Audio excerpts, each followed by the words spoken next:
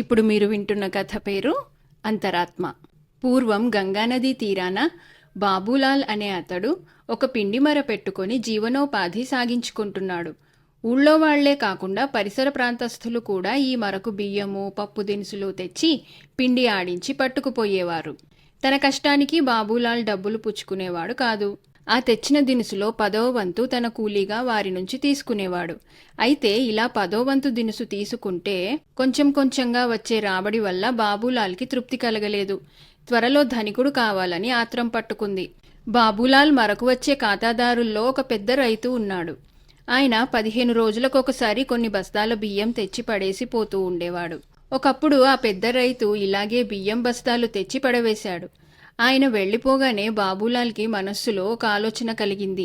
ఈయన సరుకులో మామూలు నా 10వ వంతు కంటే కొంచెం ఎక్కువ తీసుకుంటే చూడవచ్చాడా?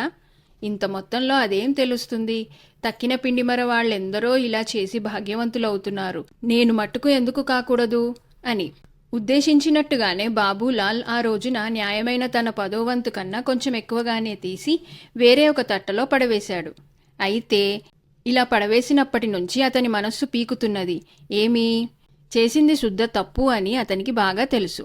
అయినా అన్యాయంగా తీసిన ఆ పై బియ్యం తిరిగి అసలు సరుకులో వేసేద్దామా అంటే అందుకు మనస్కరించలేదు.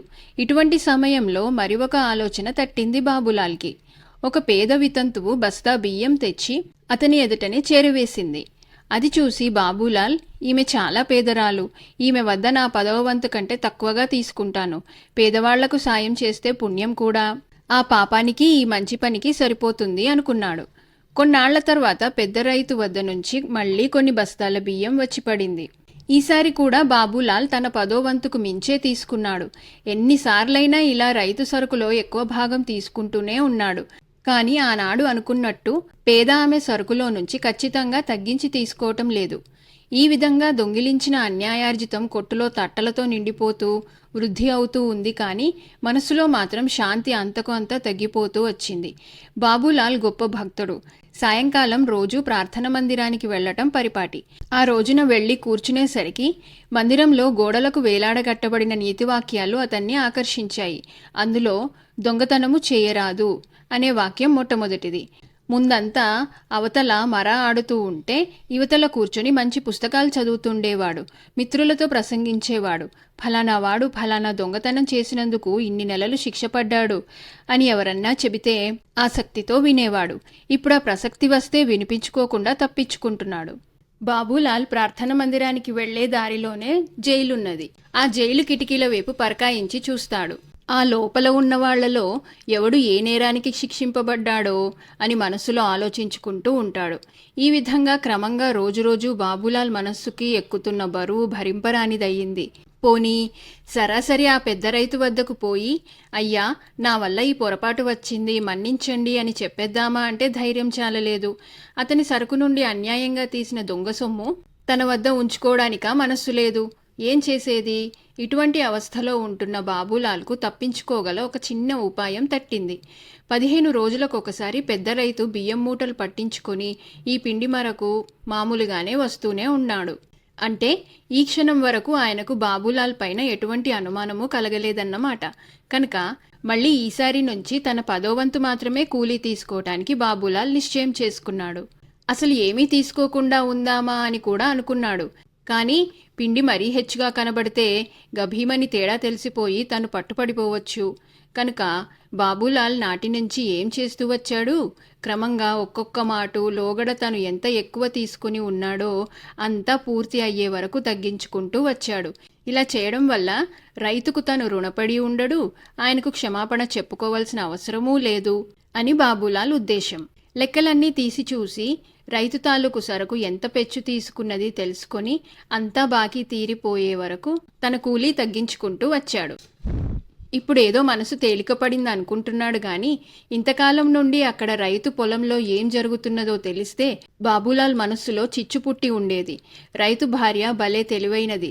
మర నుంచి వచ్చే పిండిని ఆమె చాలాసార్లు కొలిచి చూసుకుంది. తగ్గటం కూడా కనిపెట్టింది. చివరకు ఉండబట్టలేక తన అనుమానం భర్తకు చెప్పింది. అబ్బే, వాడలాంటివాడు కాదు, వాడి తండ్రిని తాతను కూడా నేనెరుగుదును అన్నాడు రైతు నవ్వుతూ. అందుకామె, సరే న్యాయస్థుడైతే మంచిదే, కానీ మనం పంపే బియ్యం వచ్చే పిండి సరిచూసుకుంటే ఇబ్బంది లేదుగా అన్నది. అలాగే కానిమ్మన్నాడు రైతు. ఈసారి బియ్యం కొలిచి పంపి పిండి రాగానే కొలిచి చూస్తే తక్కువకు బదులు హెచ్చుగా ఉంది. ఆమెకు ఆశ్చర్యం వేసింది. రైతు మరింత పకపకా నవ్వుతూ, నే చెప్పలే అన్నాడు. మళ్ళీ ఈ మాట చూస్తే గాని నిజం తేలదు అంది భార్య. అక్కడ బాబులాల్ తన హెచ్చుతగ్గులేమీ తీసుకోకపోవటం వల్ల అంతా సర్దుకుపోయిందని తలిచి మనస్సులో హాయిగా ఉంటున్నాడు. ఇప్పుడు పిండి హెచ్చుతగ్గులు లేక సరికి సరి రావటంతో రైతుకు భార్యకు కూడా సందేహం పట్టుకుంది. ఆనాడు రైతు భోజనమవుతుండగా భార్యతో, నువ్వు చెప్పినట్టు ముందంతా తక్కువ రావటం, తర్వాత ఎక్కువ రావటం, ఇప్పుడు సరిగా రావటం చూడగా చిత్రంగా ఉంది. ఆ బాబులాల్ తూకపురాళ్లలో ఏదైనా పొరపాటుందేమో. రేపొకసారి పోయి చూసి వస్తా. ఇలాంటి పొరపాట్లు సాగనివ్వకూడదు అని చెప్పాడు. అదే నేననే మాట. 3-4 సార్లు పిండి తగ్గింది, 2 సార్లు ఎచ్చు రావటం మీరు కళ్ళారా చూశారు. ఇప్పుడు సరిగ్గా ఉండటం ఏమిటి? నేను ఊరికే చెప్పలేదు అన్నది భార్య. మర్నాడుదేమే పెద్ద రైతు బయలుదేరి మరకు వెళ్ళాడు. ఆయన్ని చూస్తూనే బాబులాల్కి కంగారు పుట్టింది.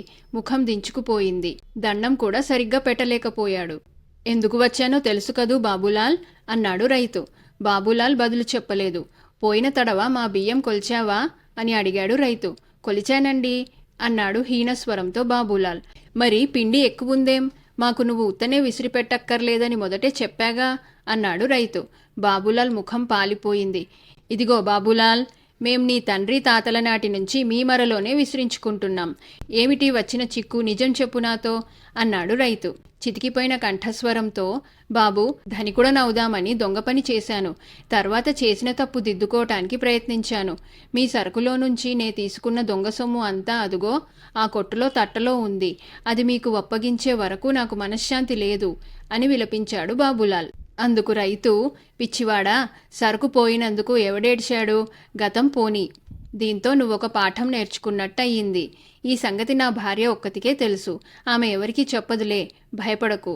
ఇందువల్ల నీ పట్ల నా నమ్మకం తగ్గిందని మాత్రం అనుకోకు అంటూ ధైర్యం చెప్పి మందలించాడు. తన వద్ద నిలువ ఉండిపోయిన బియ్యం పిండి పట్టించి రైతుకు పంపించి వేశాడు బాబులాల్. నాటి నుంచి గుండె నిబ్బరంతో బాబులాల్ మళ్లీ తలెత్తుకు తిరగసాగాడు. ఇప్పుడు ప్రార్థనా మందిరంలో నీతివాక్యం చూసినప్పుడు అతనికి మనసులో బెరుకుగా ఉండటం లేదు.